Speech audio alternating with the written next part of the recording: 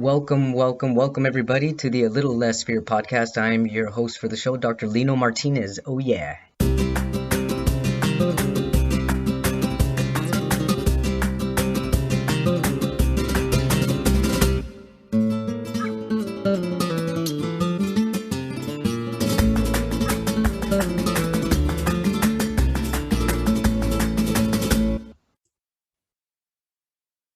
Welcome back, everybody, to A Little Less Fear podcast. Today, I'd like to introduce Daniel Moody.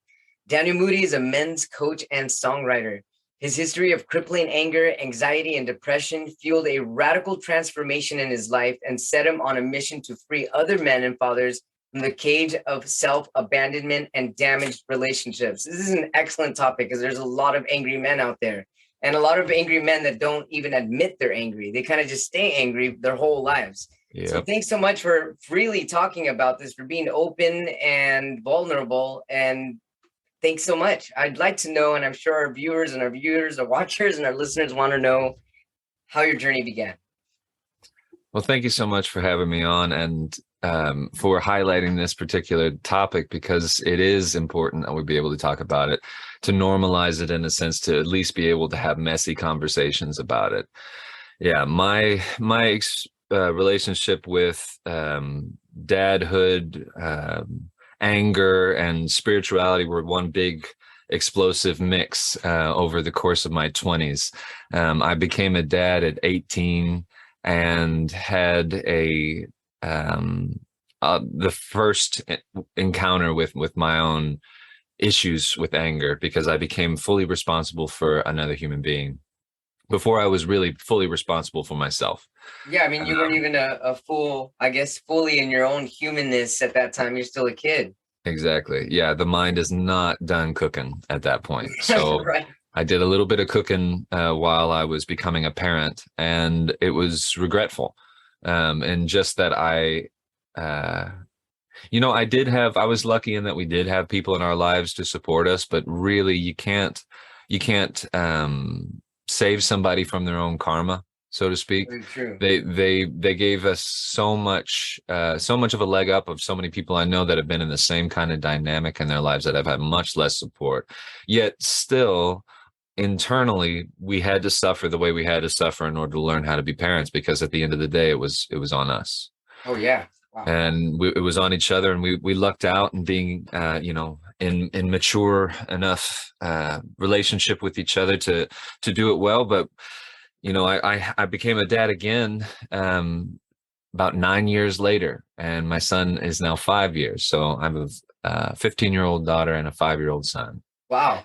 And that 5-year-old, I'd come at a place of feeling almost totally rehabilitated internally, to have felt much more of my own freedom and feel like I'd had enough space to really take that on again. It came with a whole new rush of problems, because he's an entirely unique human being. Right.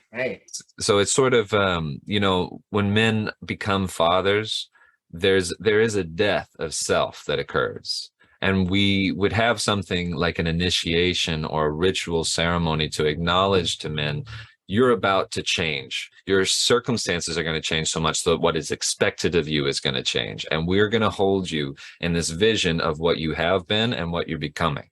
That way you have some idea that you've just changed the map. The field is a different territory now. You need a new set of skills, internal skills, and to basically just counterbalance the expectations that are suddenly laid upon you, that now this new human being needs you in all of these ways. Just like when you become married for the first time, it's no longer just you anymore. It's you and this other person thinking and breathing and living together.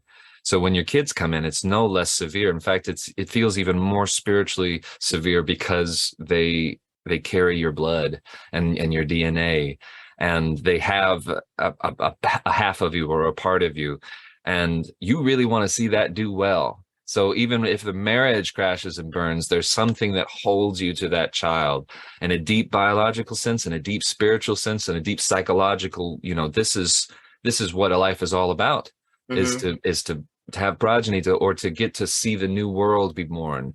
No one can deny the effect that it has on a person's life or on a group to have a baby born. You know, I think about The Walking Dead. Like that was the main premise of the entire show continuing, is that they had to keep their baby alive. They had to keep their children alive, Right, you know? right.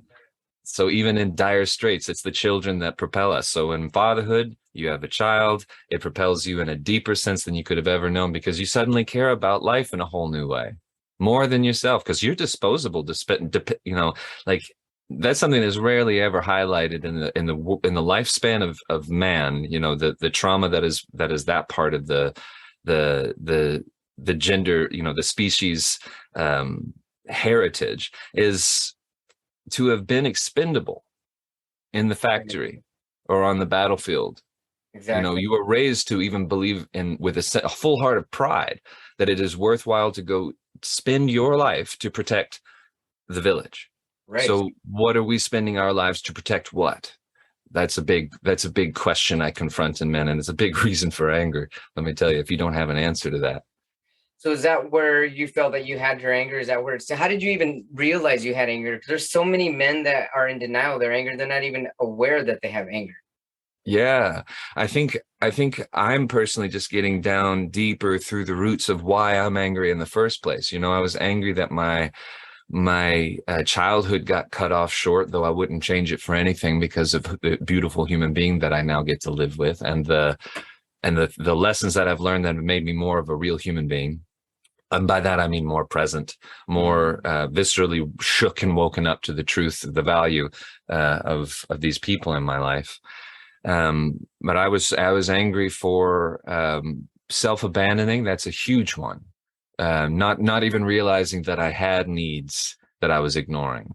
You know, not ever listening to the fact that I was regularly attaching my life force to other people's expectations and dreams for the future, and thinking that if they'll be happy, I'll be happy. And Right. so I'm just constantly giving it away, not ever getting it back, because that's just not how it works. Love is Exactly. never purely, purified in another human being to then be given back to you. It actually is the beginning and end with you. And all we do is give, and that giving is receiving. And that's what heals us from the inside. But if we don't have that first, I'm just empty. I just get completely empty. And that's when I have my wake up calls. That's when it's like, you are at the bottom, you are drained, you are ignoring yourself. Pay attention. For some reason, for some of us, it's really fucking hard It to is. pay attention to ourselves and what we're doing and what we're ignoring, even if we've had the wake up call and we've hit this part of the cycle over and over and over again. Right. We just have to have it enough times. So how do you tell the people you're helping in your business? How do you even tell these guys? I mean, I just because I've known a lot of guys that there's no way even talking to them to even implant in their head that they're missing something that has to do with their own sense of self. Like, how do you even get them to become familiar with who they are as a human or as a spirit? Well, at the very front of it all is our unprocessed emotions that are constantly being revealed to us, usually in the form of our least pleasant emotions: stress, fear, anxiety, depression, anger. Those things that tell us we can't go any further in that direction, or we just can't tolerate this anymore, or I am burnt out, or I get weak in the knees, or my heart starts to flutter when I'm approaching this day to day to day to day activity, when I feel trapped inside of this and I'm experiencing it in the body. Right. You have neck pain. There's is probably some reason you're holding yourself a certain way. Well, Yeah. your posture Mhm. reflects your inner posture. Right. How, if you're hunched over, that's usually means that you're also playing small in life, that you're constantly looking down. And it's just this thing that basically is like an alarm. All of our pains point to the areas in which we're abandoning ourselves. Pick one. You don't think you're abandoning yourself? You that's exhibit A. Right. The likelihood of you abandoning yourself is, well, how likely is it that you're human? Right. You are going to be doing this because we can't see ourselves. We look outward, and the only image that we have of ourselves is this thing we call ego. It basically just gives us this image of, oh, this is what I am. And we love to polish it and build it up and change it in all these ways. But really, it's other people who tell us how we're being. Right. If I come to you and if I'm an asshole, you're going to reflect that back at me, because that's the truth between us. Yeah, You right. know? And if someone's not aware of it, the guy starts thinking, why is he treating me like that? Why is that guy a dick? And he's not Yeah. realizing that he's being the dick. Yeah. Well, he's also trapped inside of an image loop. You know, we're all doing that with each other, because if I, you know, I'll feel your energy without being able to help it at all. And that's something that I do. And it makes me often completely forget myself energetically. And then I'll start to accrue this residue of resentment. And that's what I did with my family. Boy, was that bad. You know, I eventually just became Mr. Unpleasant to be around. Wow. And that is a wake-up call to hear your wife and your family reflecting that at you. That So is. it's like, who, you know, at the end of the day, I could go out and be great at my job. I could my friends love me, but if my wife and kids aren't liking me very much, you know, I could go and blame my wife all day long. That's fun and easy, and that's over really quickly, except for the fact that I'm Sure. still brewing There's no underneath it. holding Nothing's it. been solved. Yeah. There's no solving it with blaming it, just endless blame. Uh, so I take full responsibility for it. And, you know, that came at the same time as me learning full self-acceptance, and just how powerful that is in and of itself, to simply relax from head to toe and allow who I am to come out on its own without obstruction. That allows me to hold myself in the areas where I feel deep shame. You know, all the guilt that I have for being an asshole as a young dad. Hmm. That is very real and alive in me, and it should be, but I don't have to give it new life every day, rake myself over the coals. I need to simply hold in my heart the truth of why I feel the guilt in the first place. It's because I love my daughter. Hmm. And if I don't return back to that, and I'm just living in the guilt spiral, whose problems are solved by that? Right. It's always about coming back to love. And that's what my heart wants to do. So if I fully accept myself, I follow that heart. I follow that love instead of just beating myself up with more judgments. But, you know, the judgments tell me what I'm doing wrong. So if I'm not yoked in self-acceptance, I'm just beating myself. And that's not productive at all. I require the loving acceptance, and then I require the brutal honesty of telling myself and the world exactly what I am. Daniel, how did you even figure this out though for yourself, especially at 18? I mean, what was the actual, I guess, erupting point, or what was the turning point, or what was the climax of your life that got you to sit down and be like, hey man, you shook yourself and be like, you need to do this or you need to do that? I mean, did you meditate? Did you go to church? Did you meet somebody that changed your life? I mean, what was it that actually turned the key? Oh, I would want to just give it all to psychedelics, but only in that case, just so that our minds could have an easy thing to cling to. Because in Right. actuality, it has been a long, slow, purifying fire, many times down the spiral to the bottom, so that I could be broken and humbled again and again and again. That's the honest truth. But nobody likes to hear that. They like to hear it was a pill, Sure. or it was a zap from God. And I've Right. had tons of those. Like Right. they come in the form of like, this is truth, and you don't get to escape it. And that's very liberating. And I'd say it's psychedelics that helped me to understand what surrender meant. I meant all the way down, afraid I'm going to die. I release into it, then I have the freedom of just experiencing pure consciousness, and then all of my imaginative flair, and then everything that's supposed to come through in whatever dimension it's trying to tell me. You know, Right. those psychedelic experiences that literally just go, you don't understand. That's Right. it. That's all you get to go home with, and you're welcome. Yeah. Because it's basically, you know, in my philosophical pursuit, understanding the Bhagavad Gita, there's a basic principle of the mind has to surrender to the heart, Hmm. because the heart is the thing that actually balances the masculine and the feminine poles. Right. It's the wisest part that we have on us, but it's not the fast thinking, articulating, tool manipulating part of us that has grown so important to us. The self-assumed sharp end of the sword, our prefrontal cortex, our thoughts. Right. That's the thing that's so important to us, is our thoughts, and we misidentify with them constantly. But we have a tremendous amount of wisdom, and that can be felt by the simple fact that all of our deep moral cues come from our hearts. It's our hearts that tell us that it's wrong to abuse children. It's our hearts that tell us it's right to have the center of our culture be circled around the family unit. You know, those things Right. that hold us together as a species, that make it work, that we all co-regulate and cohabitate with each other. The heart is the master of that. So if the brain is constantly the one that's conquering the heart, you're going to be following the weakest tool that you have for navigation in all of this. We Right. over assume that our visual field is the most important thing that we have, but we have so many other ways of taking in the world. So we're only focusing on this really, really narrow bandwidth of our capacity to compute what's coming in. Instead, our hearts can actually just resonate with each other. And I can pick up where you're hurting, and we can communicate with each other if we're listening there. And it Sure. really, sometimes it only takes one person listening to the heart to guide a whole group of people to come Oh back to yeah. the heart. Right. How could that even be? That one heart could conquer a whole group of people to come back to loving communion with each other. Hmm. I believe it is the central teacher that we have in our lives. It's this conduit, this channel that literally connects us through like radio frequencies, like it has its own way of communicating with each other. Well, And how do then you even start to talk to another man that's got anger issues about his heart?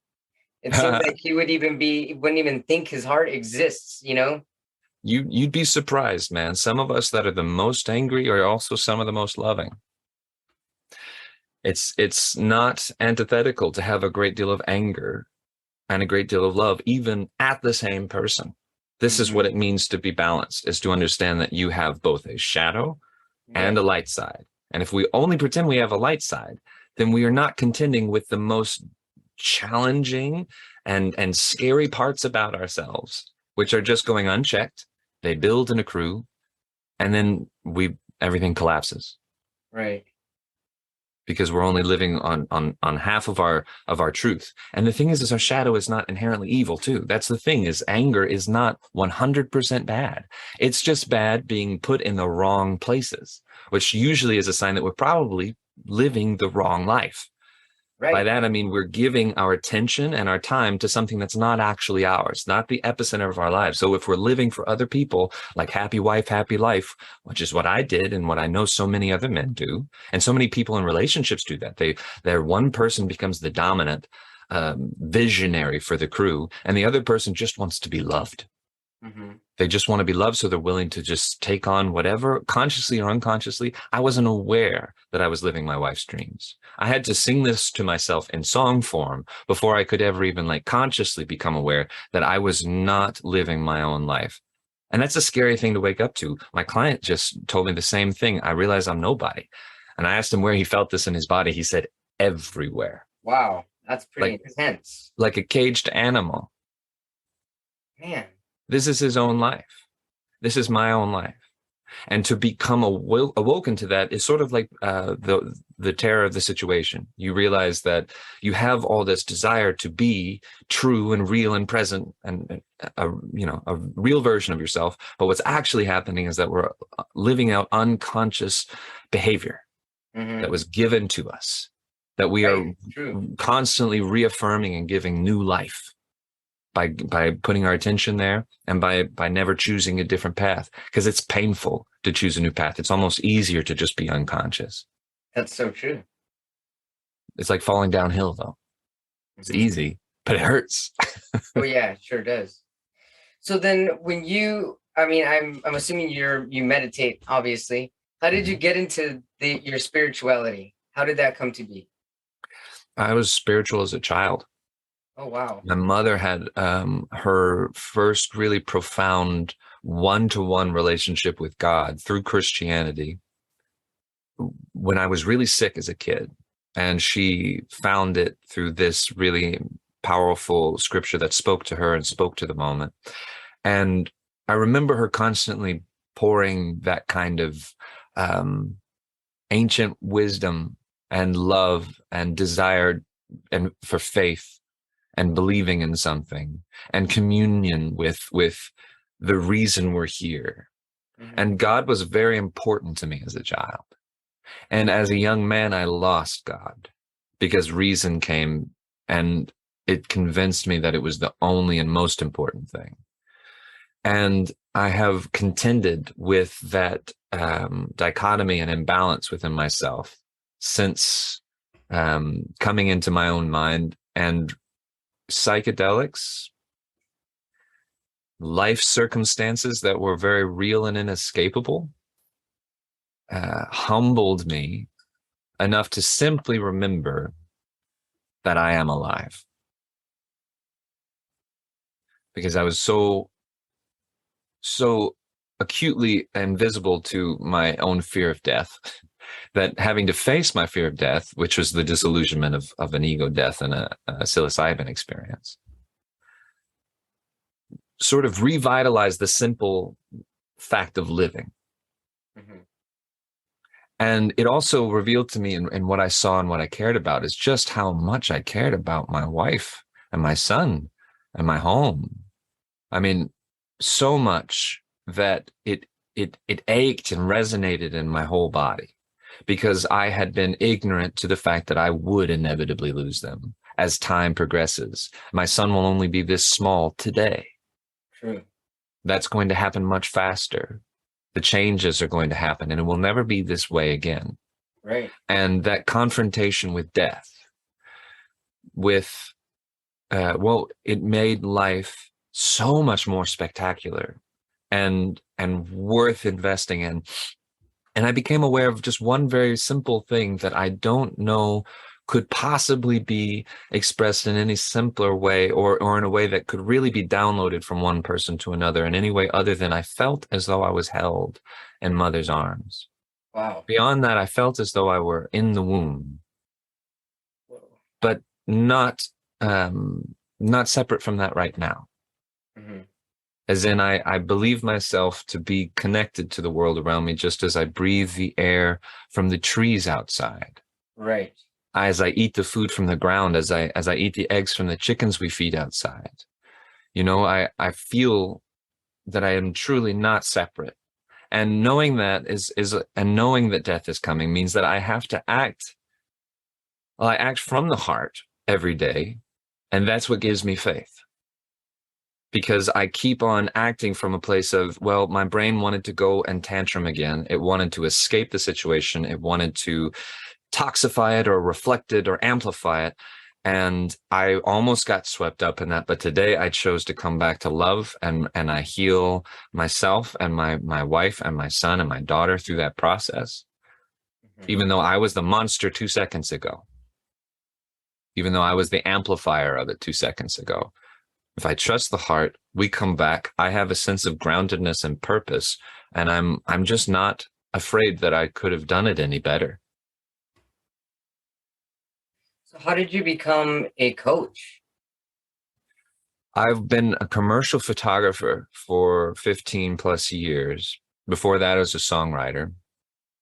And I, like the rest of the world, got the opportunity to ask what I really wanted to do when the world shut down. And all these jobs started to disappear. And I thought, if I have to do this anymore, I don't think I'm going to be very happy. There's the image of what I wanted to do was sit around the campfire with a group of men talking about the meaning of life. A group of brothers, a feeling of a tribe, a feeling of a village, or of just basic rootedness and connectedness. And I didn't have that in my life at the time. I wasn't making that happen, and it just wasn't present. So I looked up, actually my wife found for me this fella who had been doing that, who had been a wilderness retreat guide and a wilderness therapy guide for young troubled teens. Like doing the coolest thing I could imagine is taking them out into some crazy wild place for a month and reading them Siddhartha around the campfire every night. Yeah, that sounds awesome. It just sounds transformative, you know. Sure does. So then he developed that and has been doing it for dads. And he brought me into his first group of dads online, and I got to be surrounded by a group of wise, compassionate men who cared about their families, who were trying to be better. And I still talk to those guys once a week.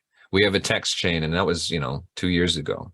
And I came to Dan originally, Dan Doty, the coach that mentored me, asking him, how do I do what you do? And he just immediately took me under his wing. And he encouraged me to to put out my very first retreat long before I was ready. It was the perfect kind of challenge. And I called it into being, and it threatened to rain us out, but I just knew that this crew was going to come together, even if it was just me out in the rain. And then it turned into this really powerful, transformative experience for them as well as for me. I didn't know what I was doing, but I knew that I needed to do something along these lines because I had been to Dan's retreats. I had been through his mastermind. I'd come through this world of like getting to explore, being. The thing is I've been doing this since I was able to talk to a friend. Like I'm my friend's self-help buddy. I'm the one who likes to talk about the deep shit, the painful stuff, like what's going on. I don't care about the weather, like tell me what's really going on in your soul. For God's sake, if you tell anyone. And so it was a natural fit for me. And I kept doing it, and I keep doing it because I love the process. And as I coach, as I'm coaching a dad on how to be better with his kid, that day I'm better with my kid. Sure, exactly. It brings it to my mind, and it makes me a better human. Magnifies it for sure. Exactly. I find it really interesting what you said in the beginning of this interview, because one of my good friends, he just became a father for the first time, and he's deaf. His wife is deaf. They're both deaf. So it's really challenging being deaf parents, and their newborn son is hearing. So, but he's also a young father, and he had texted me that he went through a depression. I mean, it's only been 4 months since the baby's been born, but he told me he went through a depression when the boy was born, and I actually honestly, it was the first time I heard a father say that, because most of the time you hear the woman go through like the postpartum depression, but she was happy. It was the opposite. I mean, she was excited she has her baby, and he's like, no, my life is over. I'm like, what do you mean, dude? What do you mean your life is over? And he's like, yeah, I can't enjoy life anymore. And I'm the way I used to. But I finally saw him in person about 3 weeks ago, and I met their newborn, and he says he's doing better now. He's fine. This means fine in sign language. And I'm like, okay, good, but I wish, and especially being a deaf man, like, I mean, what kind of community is there for like deaf community going through struggles that you went through? I can't imagine. It's already difficult, and imagine for the deaf world, but I wish I had the right words for him. And I wish he would have come to me when he was feeling down rather than just closing off completely. And I only know this because his wife told me that. So, but I'm glad that he found himself. He meditates all the time. And I really think that that's actually what's helping him, is being, I mean, he's Hindi and he's Buddhist. So I'm sure that had a lot of help with him. So what do you tell new fathers when they come to you and they start feeling the same feelings that you had? Well, I highly encourage anybody to find community. I mean, however that's possible, I like to reduce the fear on the upfront side of that as much as possible. I've got a men's group that I'm running, and the retreats that I run, but everywhere you go, there's going to be guys that are interested in this right now, because for one, it's a fundamental need that we all have to get together and laugh, to just simply eat next to each other, to have games, and there's it's called co-regulation. Our nervous systems have evolved to be around a group of people where we are much better off if we're around a group of people. So whether or not you think you are, consciously or not, I always hear, especially, old wolf characters that are just like, I don't need people. I see this. I see this a lot. Reminds me of my dad. It reminds me of men that I care for and love. They believe they can actually get away with not leaning on other human beings. And I fundamentally disagree. I think that there's no scientific standpoint that could confirm that that's true. You actually require other human beings in order to co-regulate, and that sets your nervous system at ease so that you're not constantly producing stress hormones that create disease in the body. Other human beings are going to co-regulate you on a psycho-spiritual level, on a level of who you are and the things that you get stuck in doing, and your patterns and the problems in your life.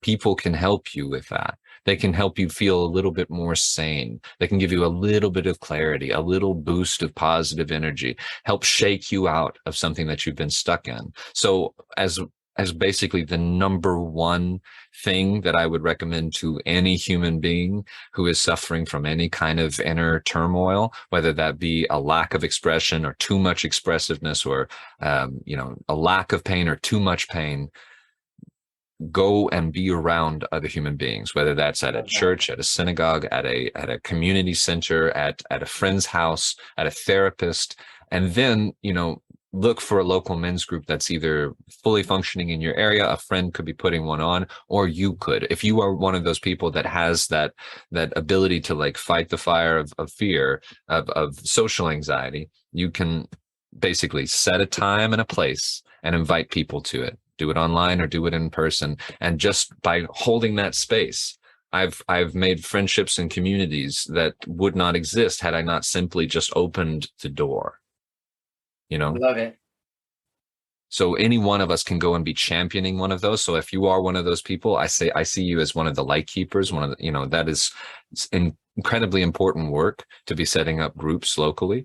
And I also, if you are wanting to figure out how to do that, look for a local chapter of a men's group, or, there are big organizations out there that are doing it, or there's small guys like me that you can connect with.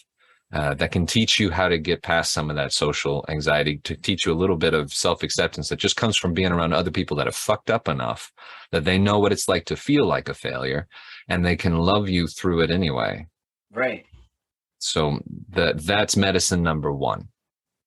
Yeah, it's incredible medicine. It's interesting how you say it too, that like going around a group of people, I mean, it's actually one of the most natural things. We've been doing it for thousands of years, since the beginning of time. That's why there's tribes. That's why there's villages. That's why people do campfires. It's been going on forever, and we do need that energy circle. Yes. That's beautiful. Yes. I mean, it's the fundamental image that drew me to this work. I always feel the greatest source of magic in that place, but the campfire can actually be simulated in a weekly Zoom call. So true. Right. It's because at the end of the day, what we're really distilling from it is genuine connection with other human beings. I like it to eventually lead up to an in-person experience, because there is something that is transmitted from person to person, a positive energy that really does have profound healing power. Just a simple hug from somebody that really squeezes you so that you can feel alive, that you can feel that you're really present. Sometimes it's invaluable, incalculable how special that can be for someone. How healing that can be. Yeah, and especially, with everything that the whole world went through the last 2 years. I mean, there's people that haven't had a hug in a long time. For real. Yeah. And that's a scary thought to me. Whenever this was all happening, I remember I lived in a different town from my mother, and I went down to see some friends and family, and we were all trying to be outside and careful, all that. And my mother, she was just like, I could feel her heart aching, like we can't hug. I know. And you know what? I just said, to hell with all this. And I went and grabbed her and hugged her. Yeah, I gave her a great big old hug, and she burst into tears. You're about to make me cry right now, actually. Yeah. I just listened to the heart in that moment. And right. That was I don't regret it. Oh no, that's beautiful. Yeah. That's gorgeous.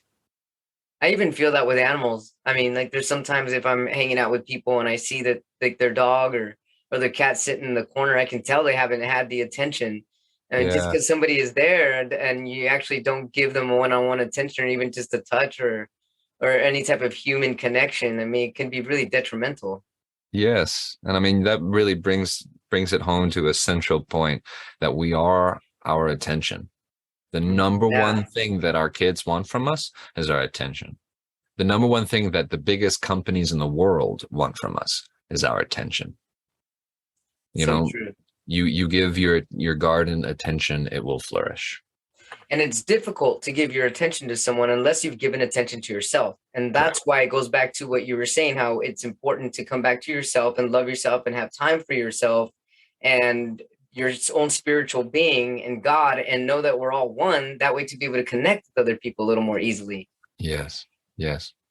It's like my mentor Dan Doty says, it's all for them, but it starts with me. Yes, absolutely. Yeah. Well, hey, whenever you set up another wilderness retreat, let me know. I mean, maybe I'll fly over to Arkansas. I've never been over there. I mean, that would be amazing to do something like that. The Arkansas has a really, really magical gem called the Buffalo River. And we also have the Ozark Mountains, which is where the Buffalo River is. And so twice a year, I host a retreat in the fall and in the spring. The next one's actually next month, October 12th to the 16th. And then the next one will be mid-April next year. That'll be a float trip where we float down the river. What? That's amazing. Mm-hmm. So these retreats are music, movement, and meditation. And the music comes. Wow, the three M's: music, Yeah. movement, and meditation. What? Yeah. I'm a sucker for an alliterative, so music comes from my background as a songwriter. I've been writing songs since I was a kid. I come from a family of Grammy Award winners. I'm like in that world of music, constantly writing songs. That's what I love to do. That's actually one of my main offerings, is Song for the Soul, where we use songwriting as a healing modality. Oh, I love it. And that's an online group, and at the retreats we do live versions of that, where we work on just live jams, working through music. And sometimes people have never picked up an instrument before. Sometimes these is mature artists that are really looking to explore and deepen their own natural voice. And the movement side of it is just to counterbalance the movement side is to counterbalance the lifetime of sedentary lifestyle.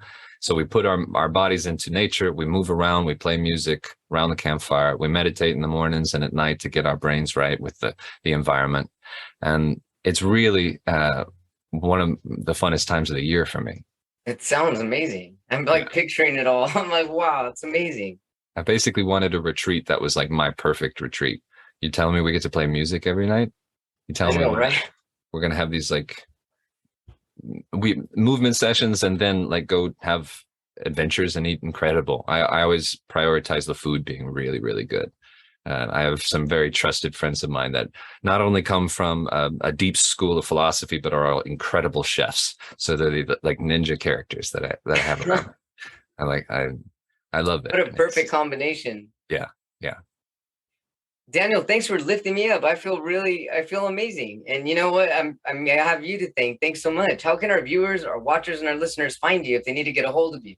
Yeah, you can find me at danielhuntermoody.com or at danielhuntermoody on Instagram.